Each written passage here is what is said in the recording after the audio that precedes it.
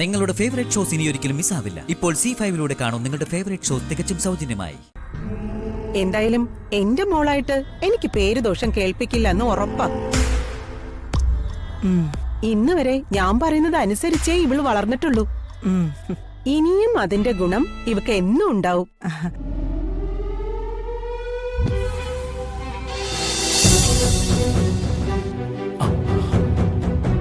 ഇതെന്താ സംഭവിച്ച? മൊത്തം പരിക്കാണല്ലോ.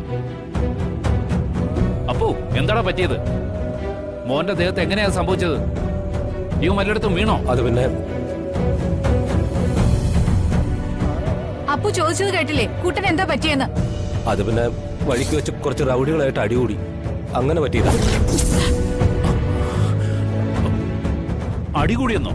അപ്പൊ നീ എവിടെയായിരുന്നു? ഞാനും അവിടെ തന്നെ ഉണ്ടായിരുന്നു. എന്നിട്ടാണോ നീ ഇവനെ അടികൂടാൻ അനുവദിച്ചേ? ഞാനിവനെ ഭദ്രമായി നോക്കാനല്ലേ നിന്നെ കെയർ ടേക്കറായി വെച്ചിരിക്കുന്നെ. നീ കൂടെ ഉള്ളപ്പോ ഇവൻ ഇങ്ങനത്തെ ഗതിയാണെങ്കിൽ നിന്നെ പിന്നെ എന്തിനു കൊള്ളാടോ? അത് പിന്നെ സാറേ, ഞാൻ പരമാവധി ശ്രമിച്ചതാ, പക്ഷെ കുട്ടനെന്റെ കയ്യിൽ നിന്നില്ല. ഓ, ഞാൻ പറഞ്ഞൊന്നും കേട്ടില്ല. ഒരുപാട് ബലം പ്രയോഗിച്ചിട്ടും കുട്ടനെന്റെ നിയന്ത്രണം വിട്ടു പോയി. സിദ്ധു, നിന്നോട് പലവട്ടം പറഞ്ഞിട്ടുള്ളതല്ലേ അടിയും മുഴക്കമുണ്ടാക്കാൻ പോരുതെന്ന്. മാലാഖ അവർ പിടിച്ചുകൊണ്ട് പോകുമ്പോ പിന്നെ ഞാൻ അത് കണ്ടോണ്ട് നിൽക്കണോ അച്ഛാ? എന്റെ മാലാഖ എന്തെങ്കിലും ചെയ്താൽ ഞാൻ കൊല്ലും അവരെ. സിദ്ധു, ഞാൻ വെറുതെ ഒന്നല്ലോ തല്ലുകൂടിയമ്മേ. ഞാൻ മാലാഖ രക്ഷിക്കാൻ വേണ്ടിട്ടല്ലേ തല്ലുകൂടിയേ. അത് മാലാഖ അച്ഛാ, ഏഞ്ചലാ. ഇവൻ എന്തൊക്കെയാ പറയുന്നത്? അതൊരു 10-25 വയസ്സുള്ള പെൺകുട്ടിയാ. അതിനെയാ കുട്ടൻ മാലാഖാന്ന് വിളിക്കുന്നത്. ആ കൊച്ചിനെ കുട്ടനെ അറിയാം. കണ്ടിട്ട് ഇവര് തമ്മിൽ മുൻപരിചയമുള്ളതായിട്ടാ തോന്നുന്നത്. ആ കുട്ടിക്കും കുട്ടനോട് വലിയ അടുപ്പമാ, ഒരു പ്രത്യേക വാത്സല്യം. അത് ഞാൻ ശ്രദ്ധിച്ചിരുന്നു. കുട്ടനും ആ കുട്ടിയെ ജീവനാ. അതുകൊണ്ടാ റൗഡികൾ ആ പെൺകുട്ടിയെ ആക്രമിക്കുന്ന കണ്ടപ്പോ കുട്ടൻ ഓടിച്ച നാമാരെ നേരിട്ടത്. അതെ അച്ഛാ. അതെന്തായാലും ഇവന് കാര്യമായിട്ട് എന്തെങ്കിലും സംഭവിച്ചിരുന്നെങ്കിൽ എന്താകുമായിരുന്നു അവസ്ഥ? ഏതായാലും ഇനി ഇവനെ പുറത്തേക്കൊന്നും കൊണ്ടുപോകണ്ട. വേണ്ട വേണ്ട, ഇനി ഇവന്റെ കളിയും ചിരിയും ഉലാത്തലും ഒക്കെ ഈ ഗേറ്റിനകത്ത് മതി. നീ വന്നേ, അമ്മ മരുന്ന് വെച്ചുതരാം. എനിക്ക് മരുന്ന് വേണ്ടമ്മേ. വേണം, വന്നേ ഇങ്ങോട്ട്. വരാൻ. അമ്മ ഇങ്ങോട്ട് നടക്ക് സിദ്ധു. എനിക്ക് മരുന്ന് വേണ്ട.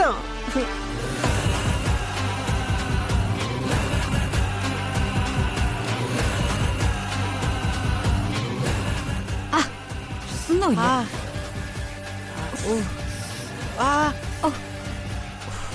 ഒന്നുമില്ലടാ.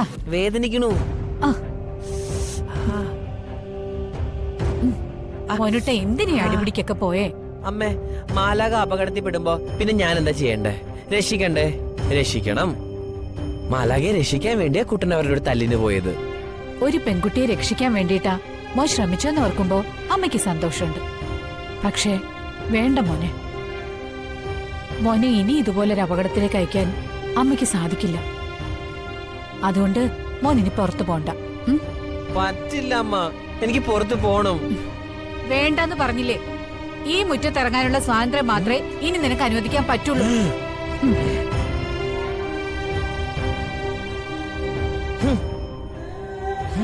ഞാൻ പോവും.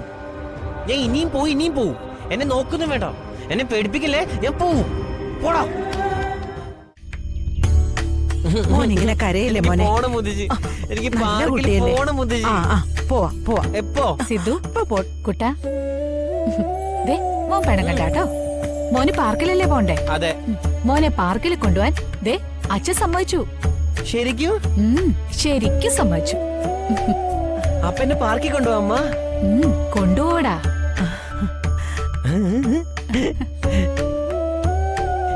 എന്നെ ആരാ പാർക്കിൽ കൊണ്ടുപോവാ?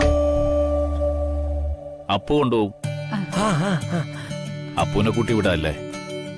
അത് മതി. അപ്പോ എന്താ സാറേ? നീ മോനെയും കൊണ്ടേ ഇവിടുത്തെ പാർക്കിലൊന്ന് പോണം. അവിടെ വൈദ്യരുടെ ഒരാള് വരും.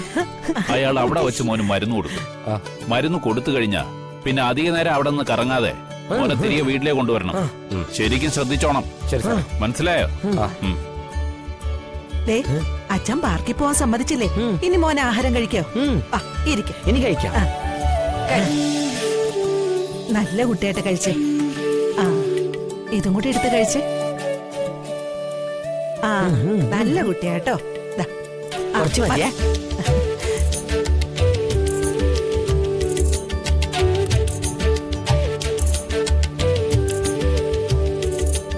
പറഞ്ഞത് ഓർമ്മയുണ്ടല്ലോ, അതുപോലെ ചെയ്തോണം. എങ്ങനെയെങ്കിലും ഋഷിയുടെ മനസ്സിൽ കയറി പറ്റിക്കോണം. ഇവിടെ ഉള്ളവരുടെ പ്രീതിയും പിടിച്ചു പറ്റണം. അതിന് ചില തന്ത്രങ്ങളും അടവുകളും ആവശ്യം. നീ വാ.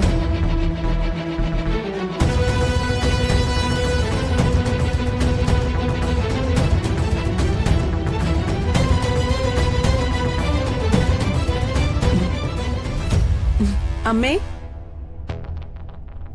ആഹാ ഇതാരൊക്കെയാ വന്നിരിക്കുന്നേ? വാ വാ. എന്താ അല്ല, ഇന്ന് മോളോടൊപ്പം സുലോചനയും പോന്നോ? ഞാനിന്ന് ക്ഷേത്രത്തിൽ നിന്ന് അമ്മയെ ഇവിടെ കൊണ്ടാക്കിയിട്ട് പോയതല്ലേ. പിന്നീട് അമ്മയ്ക്ക് എങ്ങനെയുണ്ടെന്ന് നേരിട്ട് വന്നൊന്നും അന്വേഷിച്ചില്ലല്ലോ. അതാ ഇന്ന് മോളുടെ കൂടെ ഞാനും ഇങ്ങ് പോകുന്നത്. ഇപ്പൊ എങ്ങനെയുണ്ട് അമ്മയ്ക്ക്? സുലോചനയുടെ മോളുണ്ടല്ലോ, ധന്വന്തരമൂർത്തിയുടെ അനുഗ്രഹം സിദ്ധിച്ച കുട്ടിയെ. അതുകൊണ്ടല്ലേ ഈ മോളുടെ ശുശ്രൂഷയില് എന്റെ കാലിലെ വേദനയെല്ലാം പൂർണ്ണമായും ഭേദപ്പെട്ടത്. അമ്മയുടെ ഈ വാക്കുകൾ കേൾക്കാൻ കഴിഞ്ഞത് എന്റെയും മോളുടെയും പുണ്യം.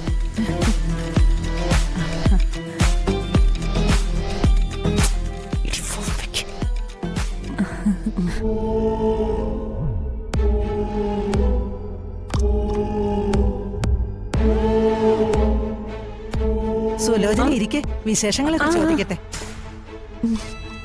നീയും ഇരിക്കും മോളെ. ഞാനിവിടെ നിന്നോളാം മുത്തശ്ശി. വലിയ അടക്കവും ബഹുമാനവും ഒക്കെ ഉള്ള കൊച്ച. എനിക്കിവിടെ നന്നായി ഇഷ്ടപ്പെട്ടു.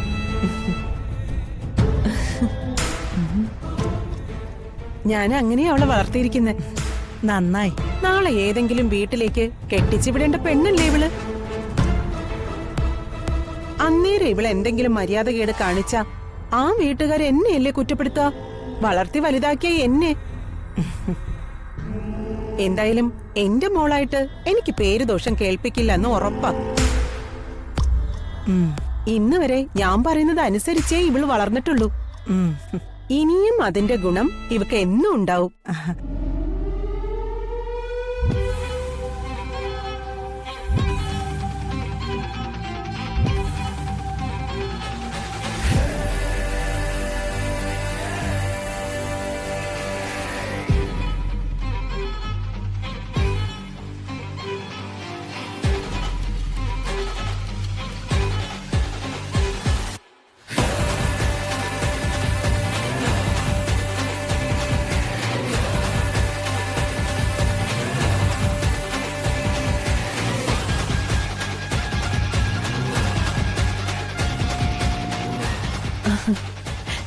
എന്നാ പിന്നെ ഞങ്ങളങ്ങോട്ട് ഇറങ്ങട്ടെ.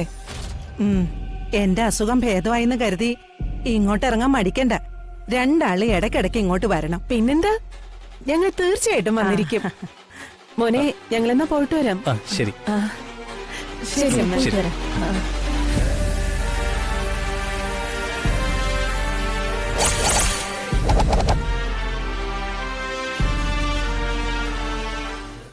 ഡൗൺലോഡ് ചെയ്യൂ C5 ആപ്പ്. കാണൂ എല്ലാ എപ്പിസോഡുകളും സൗജന്യമായി.